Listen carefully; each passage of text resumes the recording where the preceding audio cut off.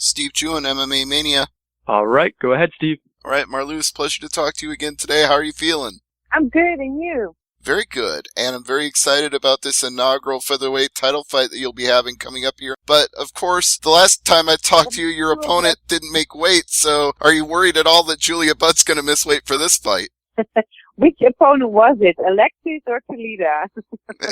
Kidding. Julia always makes weight. I don't have any doubts about that. She's professional.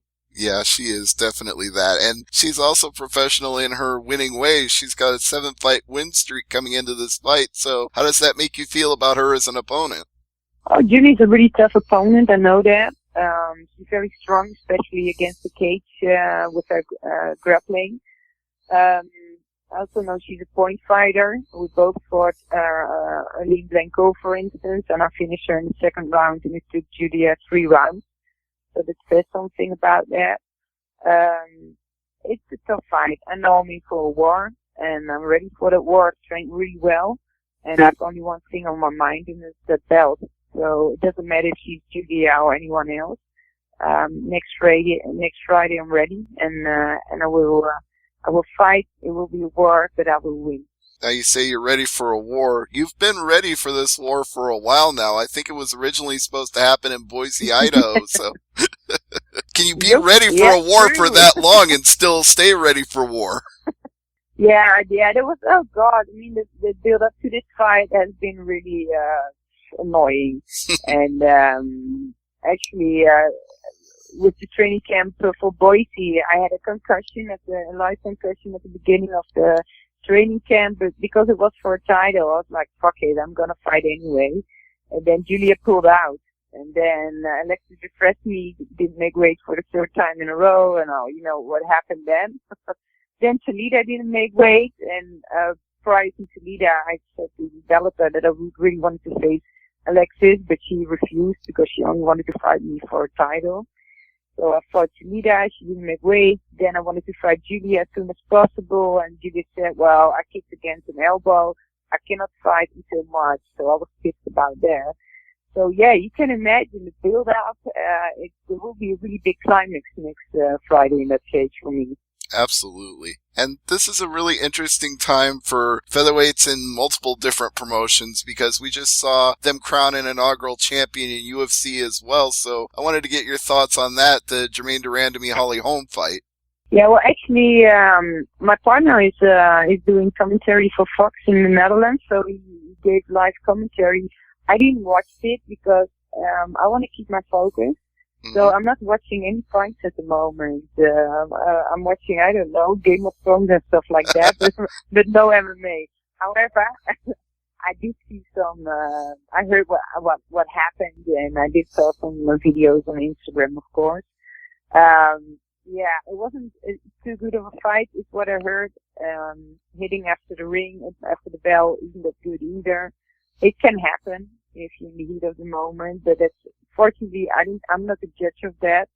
But I think there are 2 stand-up fighters who aren't MMA fighters, and it will be different if you have like a Cyborg or another well-rounded fighter in that cage. Well, like you, for example. Aha, yeah. Well, yeah.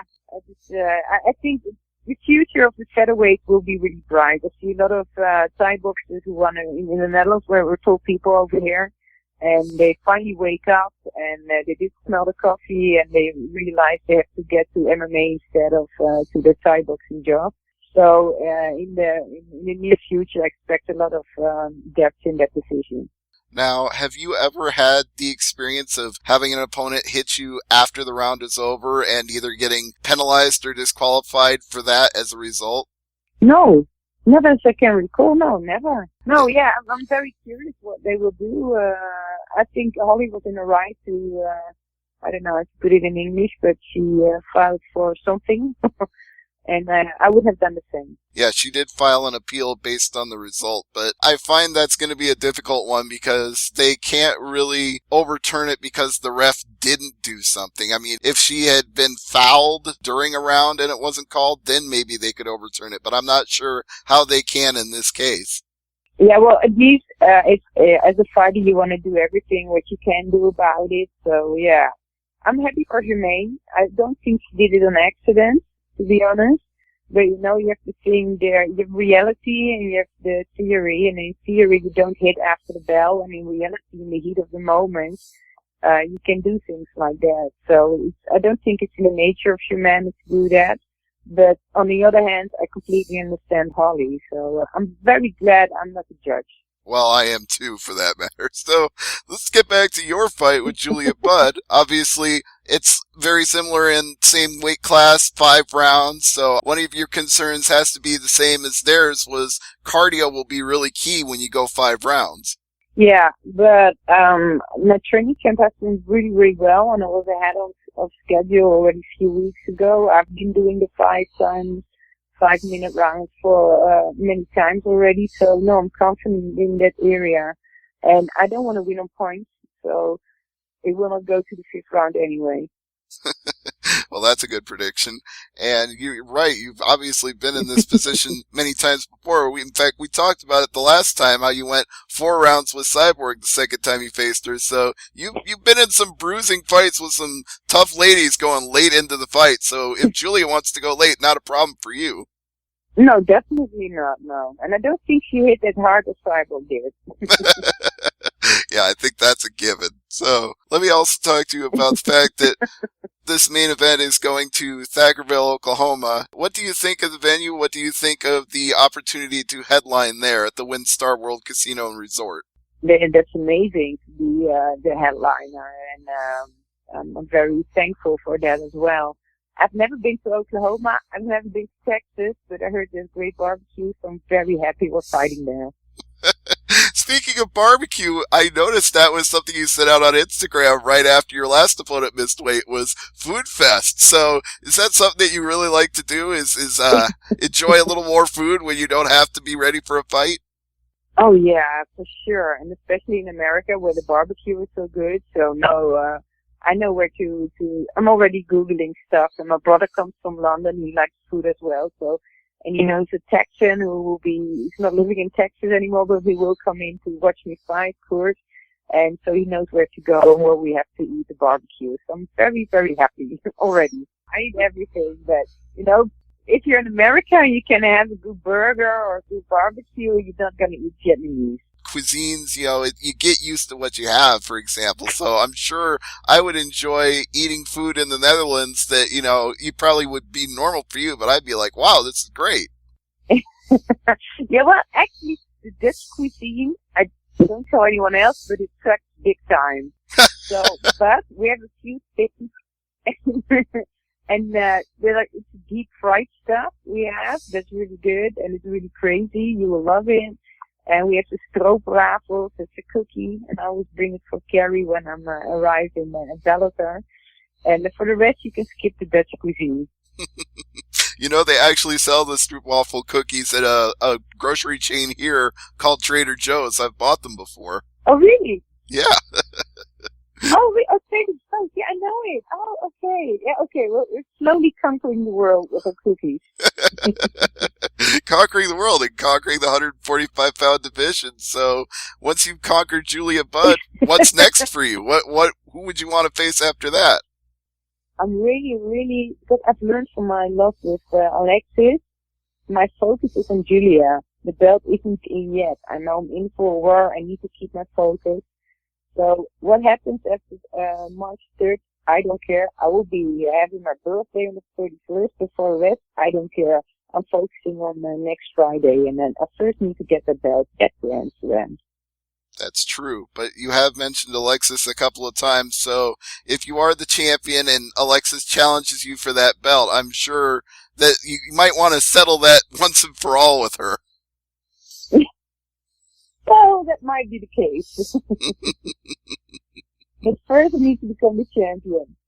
Yeah, and second, Alexis would need to make the weight for a title fight. That, would remain to be seen.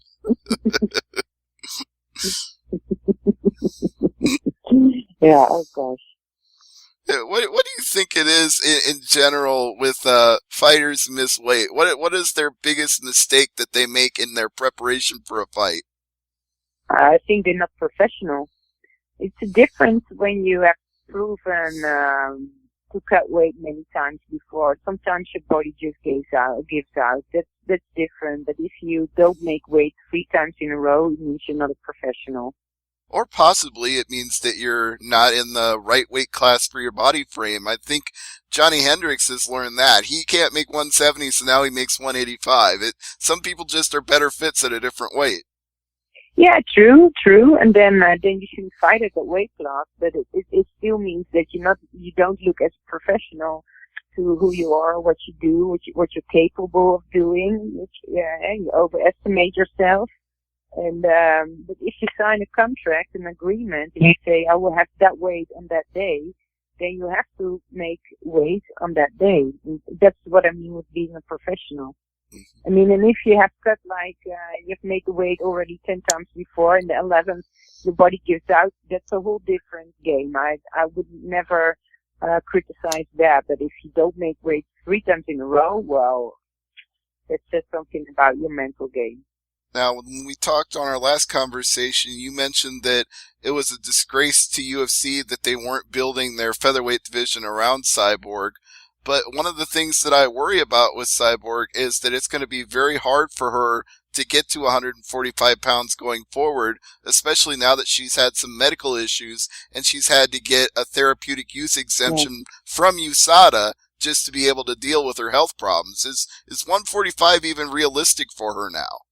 Well, I think Cyborg from the sidelines, what I see is that she has been punishing her body for many years, and you can only punish your body to a certain extent, and then your body just will give out. I think she has to dig deep and be honest with herself, and then make a decision where to fight and when to fight. Making the 140 was just crazy. To be honest, it wasn't just like I said it. I really was afraid something would happen to her, because I knew when she made the 145, that was a really tough cut for her. And the last time I fought her, after the fight, I heard what happened to her.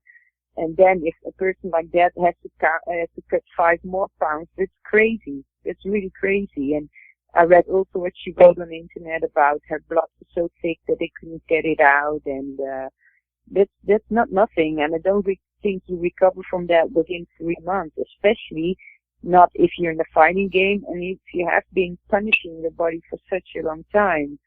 So I cannot make any decisions for her. I just hope she does what's best for her body and she makes a wise decision.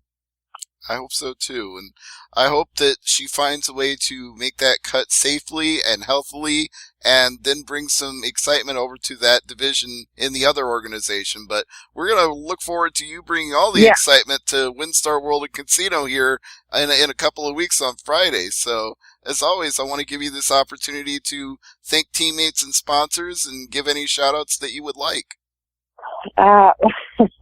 I'm Dutch, so we're really lousy at stuff like this. But if people want to follow me on Instagram or Twitter, Facebook, it's Marloes Coenen. I want to thank my partner, Ron Trump, of our grip gym, and those people ever visiting in Amsterdam. All right. Well, Marloes, thank you for the time as always, and it's going to be a great title fight with Julia Budd here at Bellator 174 at the WinStar World Casino and Resort. So everybody tune in for that great fight. Marloes, thank you so much. Thank you too, and have a good day. You bet. And Dan, thank you as well. Thank you, Steve.